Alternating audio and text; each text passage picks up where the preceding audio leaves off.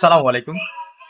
আমি আপনাদেরকে আজকে একটা জিনিস দেখাই। স্টুডেন্ট বাংলা ক্লাসের স্টুডেন্ট হিসেবে এই জায়গাটাতে অনেক বেশি আশা হয় যে আসি, বাট এই জিনিসটা দেখি না পাশে আছে কি, যে এই লেখাটা অনেক সময় চুপে পড়ে, বাট কখনো পড়ে দেখি না।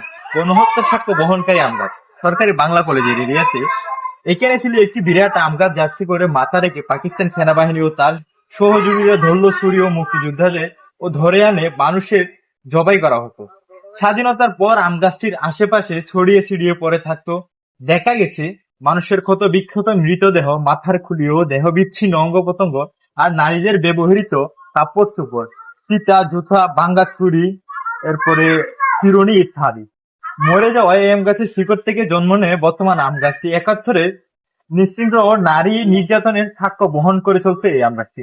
সত্যি কথা বলতে এই আম গাছের নিচে অনেকবার আসছি, বসছি, আড্ডা দিচ্ছি ফ্রেন্ডদের সাথে, আর কখনো এটা এভাবে পরে দেখিনি। এই আম গাছটি যে আমাদের 1971 সালে স্বাধীনতার একটা স্মৃতি হিসেবে সেখানে কোনায় পড়ে আছে, কখনো এভাবে দেখা হয়নি।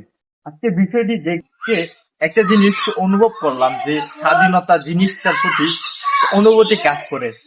এই জিনিসটা দেখার পরে সে 1971 সালের কথা মনে পড়ে যায়, যে আমার দেশের ভাইয়েরা, ছাত্র ভাইয়েরা এবং সাধারণ কৃষকগণ যেভাবে নিজের আত্মত্যাগের বিনিময়ে আমাদের দেশের জন্য এত কষ্ট করে একটা স্বাধীনতা এনে দিয়েছিল, কিন্তু আমরা বাঙালি জাতি সেই স্বাধীনতা ধরে রাখতে পারতেছি না।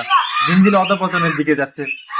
আরো দেখা যায় নির্মম অবস্থা আমাদের দেশে, যার ফলে কখনো আমরা ভালোভাবে চলতে পারতেছি না, নিজের স্বাধীনতা পাচ্ছি না। এই জিনিসটা দেখার পরে নিজের প্রতি একটা আলাদা একটা জিনিস, সত্যি কথা বলতে আমার লোম গুলো দাঁড়িয়ে যাচ্ছে এটা দেখার পরে। তো এই জিনিসটা দেখছি, ভালো লাগছে। আরেকটা কথা হচ্ছে, এই জিনিসটা আমাদের যে স্বাধীনতা যুদ্ধের একটা স্মৃতি, সেই হিসাবে কিনে রাখলাম। ওকে, আল্লাহ হাফিজ।